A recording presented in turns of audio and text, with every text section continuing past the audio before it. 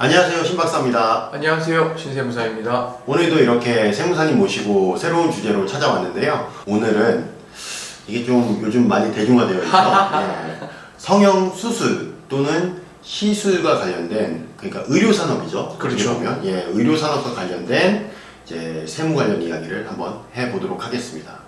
요즘 성형 수술 또는 시술이 대중에게 그냥 익숙해진 지 오래예요. 그렇죠. 그죠? 누구나 자기 투자를 위해서 할 수 있는 거고요. 그만큼 압구정이나 이런 그 강남에 위치한 성형외과들도 굉장히 기업화되면서 커져 있는 상황이고요.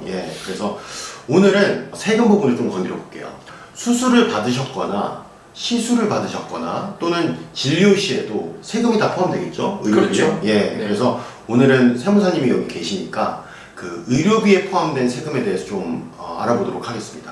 첫 번째는 아까 말씀드린 대로 미용을 목적으로 이제 성형수술이 다방면으로 이루어지고 있어요. 그렇죠. 그래서 이런 성형수술에도 부가세가 붙는지를 궁금해 하시는 분들이 많을 것 같고요. 그리고 두 번째로는 또 만약에 부과된다면 그걸 부과하게 된 배경, 그런 의도나 취지가 어떻게 되는지. 세무사님이 또 의료업계에 또 전문가시잖아요. 일단은 부가가치세법에서는 이제 의료법에 따른 의사나 뭐 치과의사, 한의사, 그리고 뭐 조산사, 간호사 같은 이런 의료인들이 제공하는 용역에 대해서는 면세를 일단 기본으로 하고 있어요. 기본은 면세예요. 왜 그러냐면 그 국민의 복지후생 때문이죠. 네네. 뭐 예를 들어서 아파 근데 비싸서 못 가 이렇게 할 수는 없으니까 기본적인 의료 용역에 대해서는 면세를 해주겠다가 기본 방침이에요.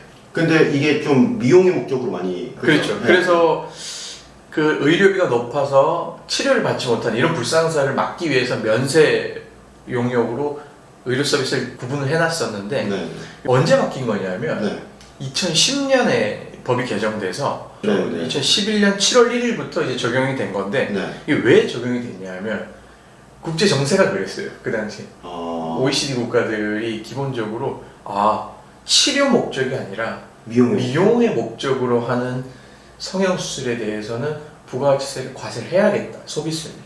그러다 보니 부러지거나 화상을 입거나 이렇게 해서 이제 재건 수술 목적 이런 것들이 아니라 이제 단순히 미용 목적으로 그런 부분에 대해서는 이제 부가세를 과세를 하겠다라고 해서 처음에는 지금처럼 이렇게 내용이 많아진 건 아니고 처음에 과세를 돌린 건 이제 쌍꺼풀 그 당시에는 많았어요. 쌍꺼풀, 코, 유방 확대, 축소술, 그 지방 흡입술 그리고 주름살 제거술 이 5가지로 법 개정되면서 과세로 돌아갔어요.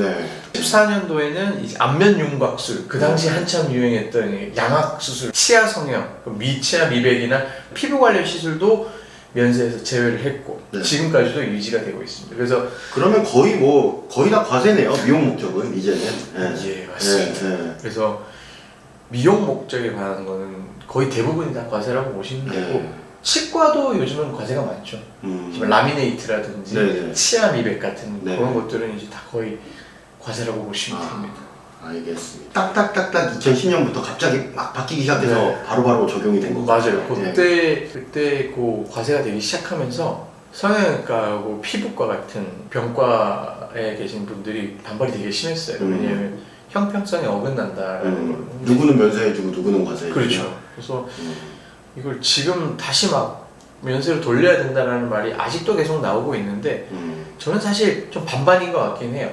사실 외모가 주는 심리적인 자신감은 무시를 못하거든요. 어마어마하죠. 그렇죠. 그렇기 때문에 만약 그 뭐 심리적인 부분을 좀 개선할 수 있다면 그런 부분에 대해서는 조금 과면세 부분을 다루는 게 한번 바꾸는 것도 생각을 해보는 게 어떤가라는 개인적인 의견인데 이걸 지금 당장 바꾸기엔 좀 무리가 있을 것 같고 점차적으로 좀 하는 것도 아니면은 다른 특례 규정을 만들어 가지고 뭐 심리 치료에 의한 그런 게 있으면 좀 과면세를 나누는 것도 어떨까 생각을 하고 있는데 쉽지는 않은 것 같아요.